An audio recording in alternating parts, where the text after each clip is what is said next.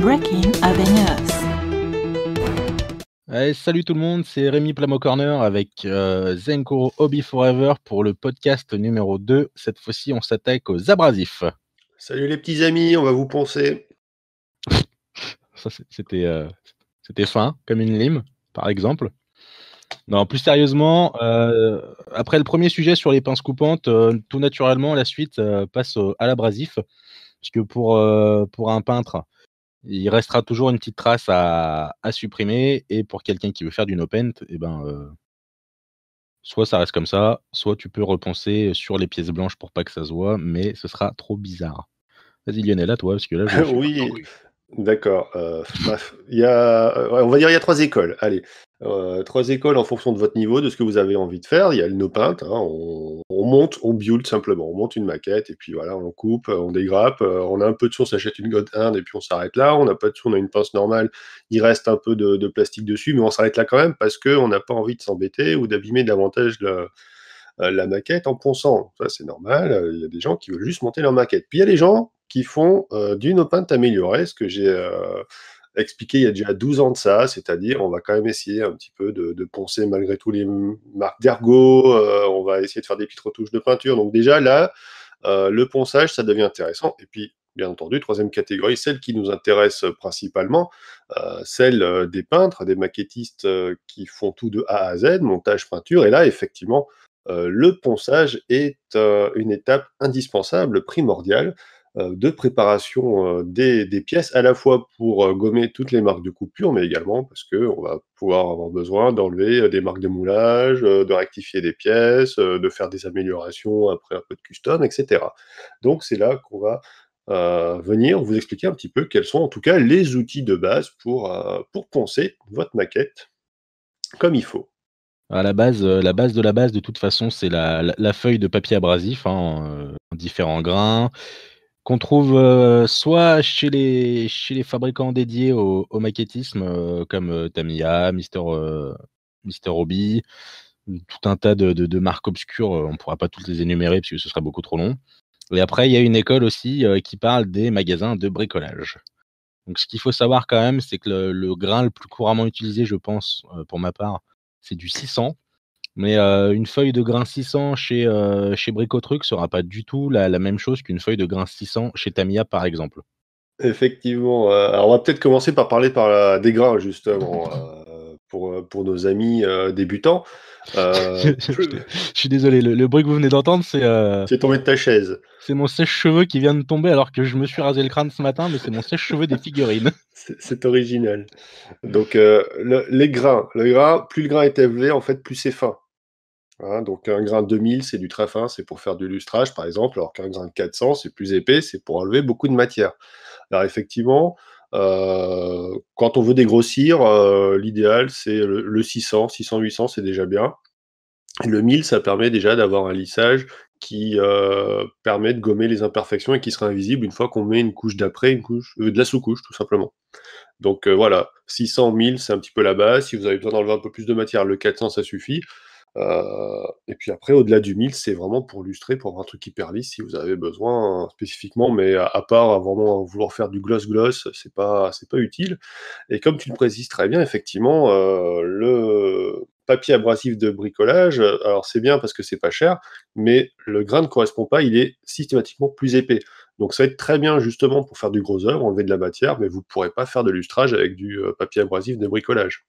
Non, ça c'est sûr. Après, en fait, ce qu'il faut prévoir quand on préfère se fournir au bricolage pour débuter, quand on veut du 600, l'idéal c'est de partir sur au moins du 800 en magasin, pour être sûr d'avoir un grain fin.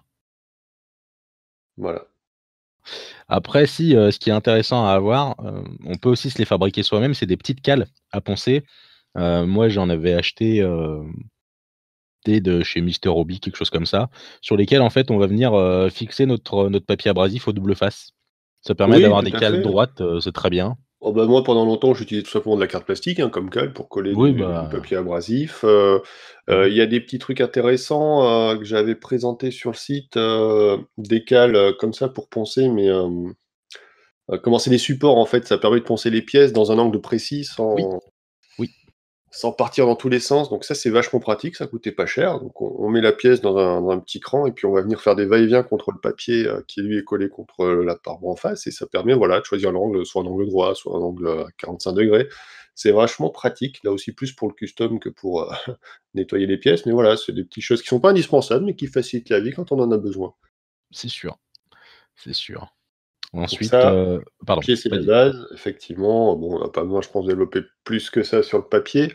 L'alternative qui est très intéressante et que j'ai adoptée depuis quelques années, c'est les limes. Bon, de manière générale, une lime, c'est toujours intéressant à avoir, mais là aussi, vous avez différents grains.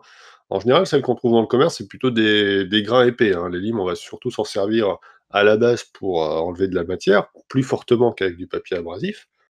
Mais il y a également des limes qui ont un grain très fin, et qui vous permettent d'avoir un résultat comme du papier mine. Donc là, du coup, c'est vachement intéressant. C'est notamment Mineshima qu'on a déjà évoqué sur les pinces, qui propose des limes, avec du grain, très, très fin, qui vous permet de vous dispenser quasiment de papier abrasif. Moi, quand je monte un modèle de base, pour tout ce qui est nettoyage des coupures de dégrappage, j'utilise plus de papier, hein, la lime fait quasiment tout le taf. Donc c'est intéressant d'avoir un petit set de limes comme ça. Alors après, vous avez différentes formes, les limes plates, les limes rondes, demi-lune, etc., en fonction des besoins que vous avez.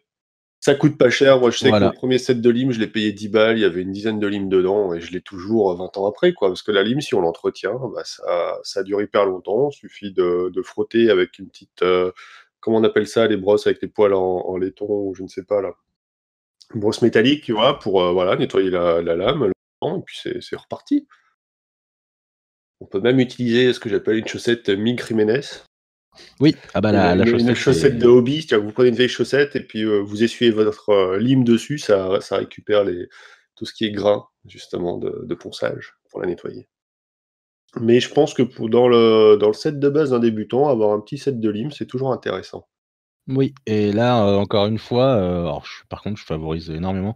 On peut les acheter, pardon, en magasin de bricolage, puisque comme, on prendra des limes pour dégrossir assez violemment, ça existe des petits sets avec des petites limes, c'est tout à fait adapté et dans l'idéal, complété avec, voilà, avec un set de limes dédié, moi, j'ai acheté le mien l'année dernière, du coup, après avoir observé les tiennes, de nombreuses années et je suis entièrement satisfait de la finesse de ponçage, c'est impressionnant. Oui, tout à fait. Puisqu'on est dans le bricolage, tu parles des petits sets de bricolage, mais il faut pas oublier la grosse lime de bricolage. Oui. Moi, j'ai 2 grosses limes Beko. Alors évidemment, vous allez pas vous en servir pour juste faire du montage, mais si vous commencez à faire un peu de custom, de modification, ça va vous faire gagner un temps fou lorsque vous avez beaucoup de matière à enlever. Donc une bonne grosse lime de bricolage, franchement, bon alors faut pas des trucs hyper épais, mais c'est vraiment super intéressant pour tout ce qui va être, modification de kit. Bah, en fait, l'idéal, c'est de choisir une lime avec un grain fin pour le bois ou le Voilà. métal et du coup, à mis à l'échelle de la maquette, c'est, c'est ultra violent, mais c'est suffisant. Voilà, c'est-à-dire qu'à la fois, ça va enlever beaucoup de matière, mais sans, détruire le plastique complètement, donc c'est vraiment idéal. Voilà, vous avez une grosse lime qui fait 30 centimètres avec 2 centimètres de large et puis avec ça, vous pouvez vraiment, travailler mais voilà, quand on a vraiment beaucoup de volume à faire, vous gagnez énormément de temps et c'est beaucoup plus efficace parce que à l'inverse, si vous avez une grosse pièce à poncer et que vous y allez avec une petite lime ou juste du papier abrasif, vous allez avoir du mal à avoir une surface parfaitement égale tout le long parce que Mmh. justement, la surface de ponçage est plus petite que la pièce elle-même. D'où l'intérêt, voilà, des fois, d'avoir des grosses limes comme ça Des ou grands une outils. bonne grosse cale à utiliser avec du papier abrasif de bricolage, justement.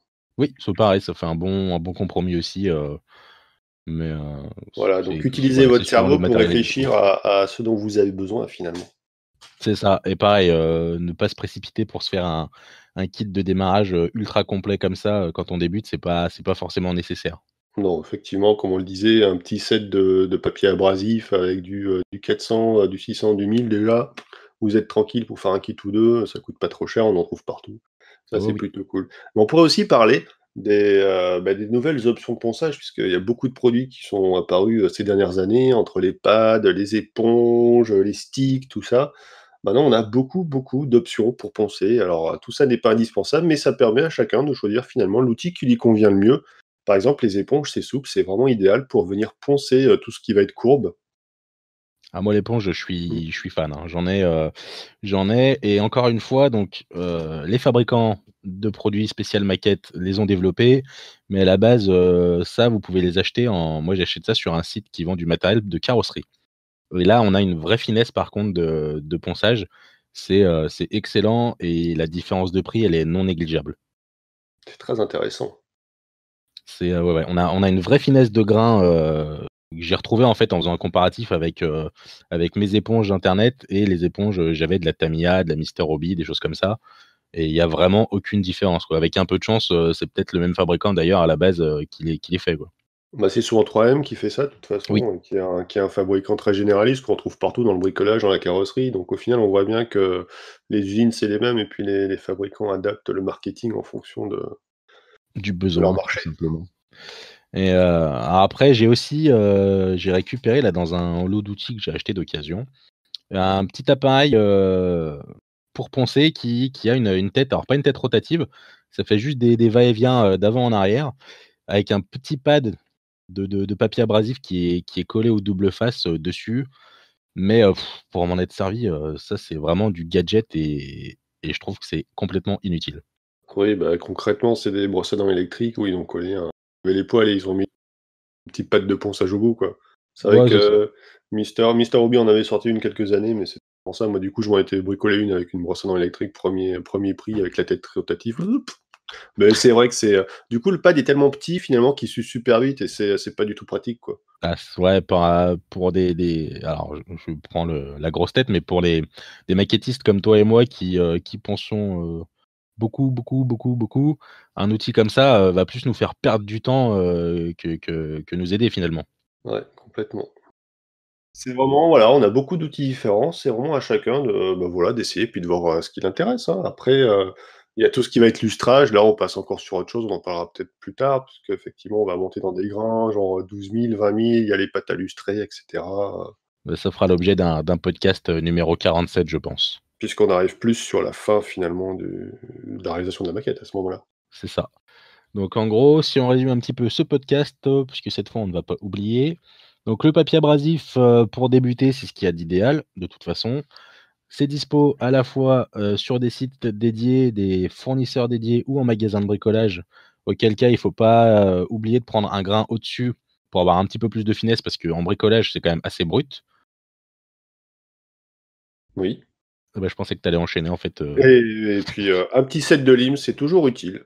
C'est toujours utile quand on a besoin d'aller un peu plus loin, quand on a besoin de formes particulières, de penser, par exemple, creuser un truc ou, d'avoir, une zone ronde, et puis après pour finir donc, une grosse lime au besoin, si vraiment vous avez un peu plus d'expérience et que le besoin se fait ressentir voilà. et encore Vraiment si après vous tapez dans le custom, sinon ça voilà. sert à rien. Oui, non, c'est pas le plus utile, sauf si vous en avez déjà chez vous puisque vous bricolez autre chose et puis après pour finir, ce qui peut être très pratique, c'est toujours d'avoir une ou 2 éponges, alors l'éponge dure moins longtemps, en termes de grains, ça va se s'user beaucoup plus vite, mais c'est toujours très pratique à avoir pour des pièces rondes, et pour faire du ponçage propre. Voilà un petit peu le panel de tout ce que vous pouvez utiliser pour poncer nos chers amis, maquettistes et builders. J'espère que ça vous a plu. Bah, on attend retour comme d'habitude. Si vous avez des idées de sujets, n'hésitez pas. On vous dit à très, très bientôt. On a encore en tout cas quelques sujets dans nos valises pour faire quelques épisodes. C'était Zen, Cour et Rémi. Bye bye. Salut!